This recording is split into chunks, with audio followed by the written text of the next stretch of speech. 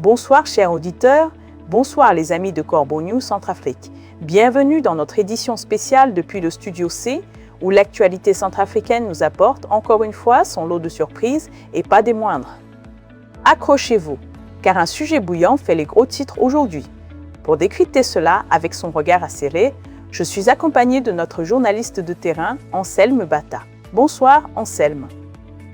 Bonsoir Gisèle et bonsoir à toutes et à tous. Je dois avouer que quand j'ai découvert ce dossier, j'ai été moi-même interloqué. C'est le genre d'information qui vous fait lever un sourcil et vous demander si vous avez bien entendu.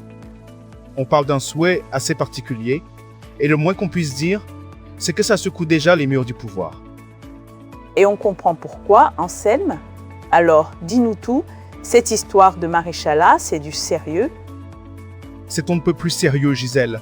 Imaginez, le chef d'état-major des armées centrafricaines, le général d'armée Zéphira Mamadou, a tout simplement réclamé la plus haute distinction militaire qui soit à l'empereur Faustin Archange Touadéra. En coulisses, cette initiative ne passe vraiment pas, créant une véritable onde de choc dans les sphères politiques et militaires. Une ambition qualifiée de symbolique qui fait tousser, c'est le moins qu'on puisse dire. Mais qu'est-ce qui le pousse à une telle démarche, Anselme?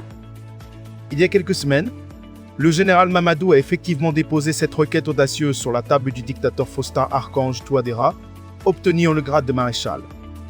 Pour tenter d'apaiser les esprits, l'intéressé avance un argument bien précis, il ne s'agirait que d'un titre purement symbolique et honorifique.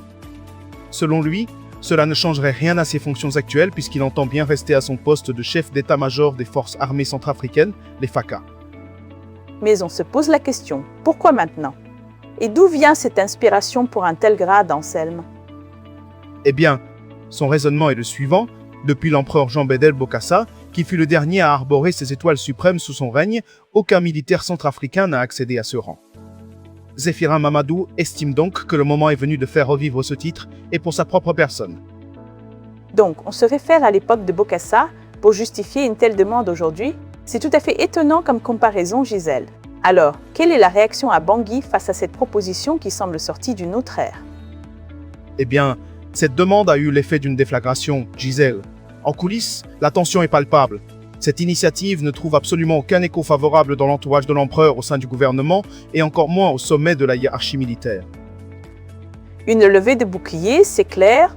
Peux-tu nous détailler les réactions à l'état-major et au gouvernement? Absolument.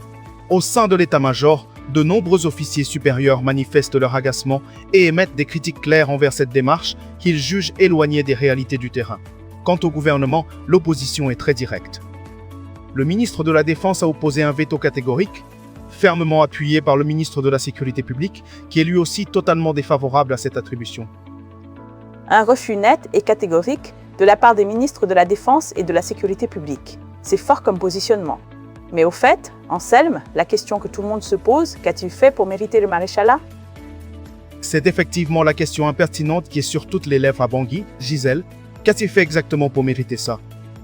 Historiquement, le grade de maréchal n'est pas une simple récompense honorifique accordée à l'ancienneté. C'est le sommet absolu de l'institution militaire, attribué de manière exceptionnelle pour des faits de guerre majeurs, une victoire décisive ou des services héroïques rendus à la nation. C'est une distinction qui résonne avec l'histoire, les victoires, les grands services rendus à la nation. Pas une simple étape de carrière, donc. C'est exact. Certes, Zéphira Mamadou a connu une ascension fulgurante, nommé à la tête des armées alors qu'il n'était qu'un simple colonel. Il a rapidement gravi tous les échelons en 5 ans seulement, jusqu'à devenir général d'armée. Mais beaucoup rappellent que sa seule longévité à ce poste ne suffit pas à justifier un tel prestige, d'autant qu'il n'existe aucun cadre juridique clair régissant le maréchalat en République centrafricaine. Comme l'a déclaré un haut responsable que nous avons pu interroger, Cercé 1. C'est une déclaration forte et lucide. Si on commence à distribuer le sommet de la hiérarchie au nom du symbolique, quel message envoie-t-on aux troupes? La question est pertinente, Anselme. Elle est même essentielle, Gisèle. Cela nous amène directement à une autre dimension de cette histoire, le précédent que cela pourrait créer pour l'armée centrafricaine. Un précédent dangereux, si je comprends bien. Explique-nous en quoi cela risque de déstabiliser les FACA.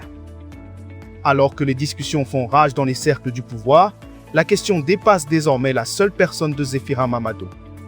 Accorder une telle distinction sans exploit d'armes majeures risquerait de discréditer l'institution militaire et de laisser une marque particulièrement embarrassante pour l'histoire des FACA. La proposition du général Zéphira Mamadou de devenir maréchal de Centrafrique fait surgir de nombreuses questions sur le rôle et l'avenir de l'armée centrafricaine dans le contexte politique actuel. C'est clair que le dictateur Faustin Archange Touadéra se retrouve là face à un choix cornélien. Précisément, Gisèle.